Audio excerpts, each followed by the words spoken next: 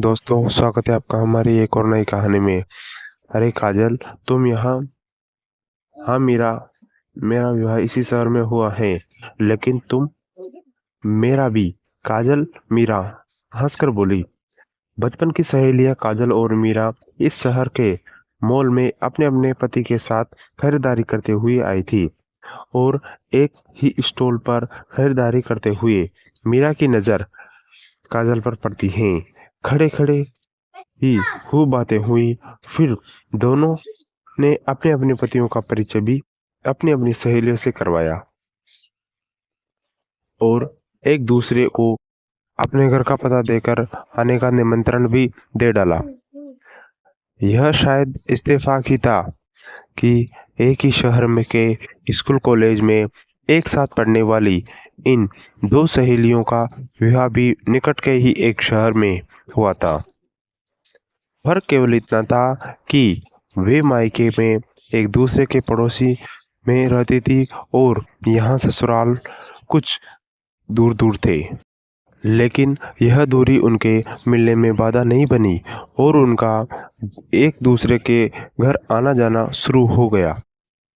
दोनों के पति सरकारी नौकरी में थे, लेकिन दफ्तर अलग अलग इलाकों में थे।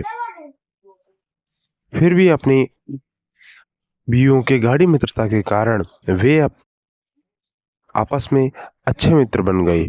हर सप्ताह में मिलना, घूमना, खरीदारी करना, खाना पीना एक साथ ही होता था। दिन गुजरते गए और 2 साल बाद ही काजल की गोद में 2 बेटे और मीरा की गोद में 2 बेटियां आ गई और दोनों ने अपना परिवार नियोजन कर लिया। अब उनका मिलना जुलना दिनों के बजाय महीनों में होने लगा। दो दो बच्चों के बाद उनकी व्यवस्था बढ़ती गई और मुलाकात के बीच लंबा फासला होने लगा। जिम्मेदारियों का निर्वाह करते करते लंबा अरसा बीत गया। काजल का घर तो बहुओं से गुलजार हो गया और मीरा की बेटियां ससुराल में चली गई। दोनों सहेलियों के साथ ससुर तो नहीं रहे, लेकिन साल दर साल पोते पोतियों के आगमन से काजल के परिवार में वृद्धि होने से उनका मीरा के यहाँ आना जाना कम हो गया। मीरा को तो अब सूनापट काटने दौड़ता था। वो एक तरफा ही अपना मन हल्का करने काजल के पास राजेश के साथ आ जाती थी। काजल को न आने का उल्लांघना देती तो वो अपने बढ़ते परिवार का हवाला देकर कहती, भाई हमारा समय तो मूलधन ब्याजधन के ही वाट लिया है। तुम लोग आ जाते हो तो बहुत अच्छा लगता है। लेकिन मीरा भी कब तक आना जाना रखती। मुलाकात को फासला बढ़ता ही गया।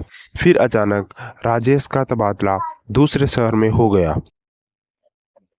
और सखियों के मिलने जुलने का सिलसिला भी सिमट कर मोबाइल पर बातचीत तक रह गया। नई जगह पर मीरा का मन नहीं, बिल्कुल नहीं लगता था। यहाँ पड़ोस मोहल्ले में भी आना जाना कम ही था, तो मीरा ने समय काटने के लिए कंप्यूटर से नाता जोड़ा। इस विस्तृत दुनिया में उनका मन खूब रम गया। कहानियाँ पढ़ने और बच्चों को सुनाने का उसे बचपन से ही शौक था। अब उसका यह शौक पुनर्जीवित हो गया। पढ़ते पढ़ते कब कलम हाथ में आई और काजल कागज काले होने लगे, उसे पता ही नहीं चला। समय तो जैसे हवा से होड़ होने लगे था। धीरे धीरे कहानियों पर उनकी पकड़ अच्छी जम गई। काजल से बातचीत होती रहती, लेकिन मिलना फिर भी न हो पाया। कभी कभी अपने हालात एक दूसरे को अवश्य साझा करती। इस तरह एक लंबा अरसा गुजर गया। फिर उनकी बातों का सिलसिला भी अचानक बंद हो गया। काजल का मोबाइल हमेशा स्विच ऑफ बताता। आखिर वो समय भी आ गया जब राजेश सरकारी नौकरी से सेवा मुक्त हो गए। अब वो अपना समय समाज सेवा में काटने लगे। मीरा को सबकी वेशभूषा एक जैसी थी। जैसे ही कहीं विशेष अभियान पर जा रही थी, तभी अचानक एक महिला पर उसकी नजरें स्थिर हो गई। मीरा को उसकी सूरत पहचानी सी लगी। गौर से देखा तो आश्चर्य से आंखें खुली रह गई, पलकें झपकना भूल गई। वो कागज काजल थी। लगभग बरसों बाद उसे इस हॉल में यहाँ देखकर मीरा सकते में आ गई।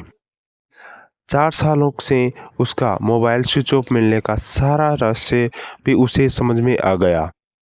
तेजी से चलकर उसके सामने पहुंची तो काजल भी विस्मित होकर उसे देखती रह गई और एकाएक उसकी आंखों से जैसे रुका हुआ झरना फूट गया। उसने अपनी साथियों से क्षमा मांगी और मीरा राजेश को अपने कमरे में ले आई। यह तुमने क्या हाल बना रखा है काजल? तुम्हारा परिवार, विमल भाई साहब सब कहाँ हैं?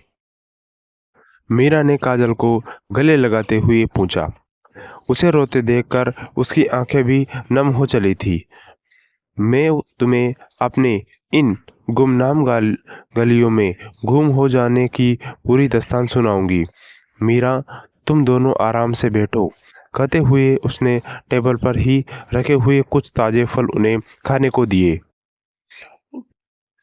फिर हिचकियां को रोककर अपनी कहानी शुरू की। तुम विश्वास नहीं करोगी मीरा कि कभी कभी हमारे साथ ऐसी घटना हो जाती है कि दिमाग चक्कर घिनी बनकर रह जाता है। नियति हमारे आसपास परिस्थितियों का ऐसा ताना बाना बुनती है कि हम न जाने क्यों उसमें हर्ष फंसने चले जाते हैं और हमें पता ही नहीं चलता कि कब हमारी सुखद सपनों से जिंदगी सुखद दास्तान बन चुकी थी। हमारे साथ भी ऐसा ही हुआ। जिंदगी अपने निर्बाध गति से अच्छी तरह गुजर रही थी कि एक रात अचानक ही नींद में विमल की चीख सुनकर मैं जाग गई। देखा तो डर के मारे रंगों के साथ मेरे मन पटल पर अंकित हो गए। कहते हैं इस तरह के सपने में कुछ न कुछ सच्चाई अवश्य होती है। अरे कहा न यह कोई वहम है। भूल जाओ कि तुमने कोई सपना देखा है। बात उस समय आई गई हो गई और धीरे धीरे विमल सपने की बात भूल गई। 2-3 वर्ष आराम से गुजर गए। फिर विमल ने रिटायर होते ही घरेलू परिस्थितियों में बदलाव आने लगा। बच्चे बड़े होने लगे थे तो सास ससुर को 2 कमरों और हॉल वाला पुश्तैनी मकान छोटा पड़ने लगा था।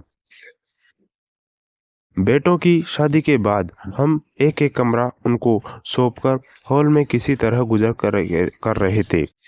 लेकिन अब बेटों के बढ़ते हुए 2 बच्चों के साथ एक एक कमरे में परेशानी होने लगी थी और हमें भी इस की उम्र में एक अलग सुविधाजनक कमरे की आवश्यकता महसूस होने लगी थी।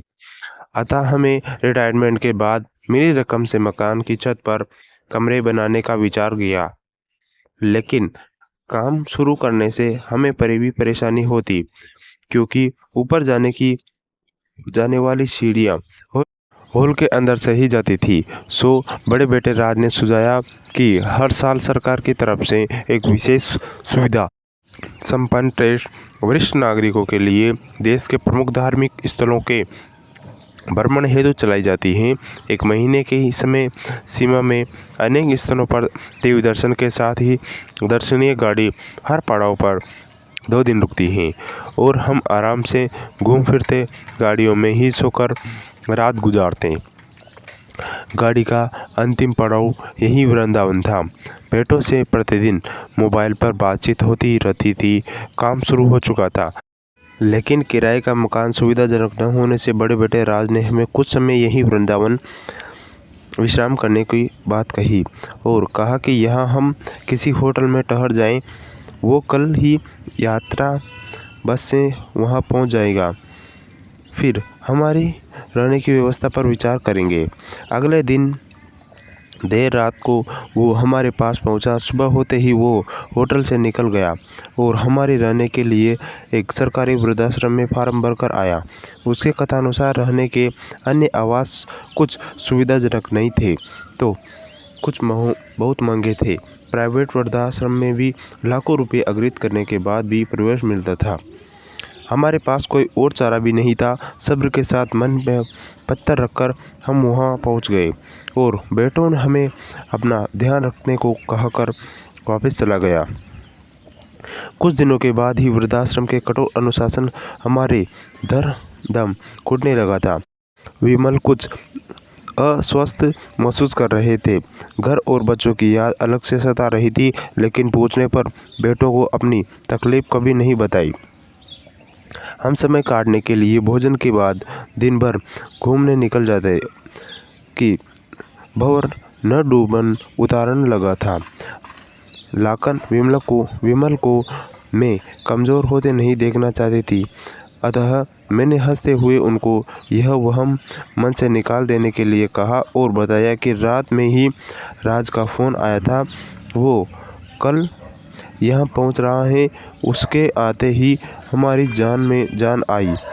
उसने हमारा हाल चाल पूछा और यह भी कहा कि हमें यहाँ कोई परेशानी तो नहीं, लेकिन लंबी चौड़ी चर्चा के दौरान में कुछ पैसा नहीं बचा कि एक कमरा और बांध सकें। ऊपर नीचे तो दो कमरे ही हैं। समझ में नहीं आता कि आपकी व्यवस्था कहाँ की जाए। अगर आप यहीं रहें तो हम आपको कोई परेशानी नहीं होने देंगे और मिलने के लिए आते रहेंगे। मैं कुछ बोलती उससे पहले ही विमल उसका आशय समझ चीख कर पड़े चले थे। जाओ यहाँ से, तुम्हें हमारे लिए चिंतित होने की कोई आवश्यकता नहीं है और फिर कभी अपनी मनहूस शक्ल हमें मत दिखाना। मुझे तो जैसे काट मार गया। जुबान ही साथ नहीं दे रही थी कि कुछ कह सकूं और रात सिर झुकाकर तुरंत वहां से उठकर चला गया। उसी रात विमल को दिल का दौरा पड़ा। मेरा चीख पुकार सुनकर वृद्धाश्रम के सब लोग एकत्रित हो गए और उन्हें तुरंत चिकित्सालय से ले जाया गया। गहन चिकित्सा कक्ष में इलाज शुरू हो गया और 2 दिन बाद उन्होंने आंखें खोली। अब मैं सब कुछ भूलकर दिन रात उनकी सेवा में जुट गई थी। उन्हें अधिक बोलना मना था। उनका देखा हुआ सपना अब मुझे भी विचलित करने लगा था।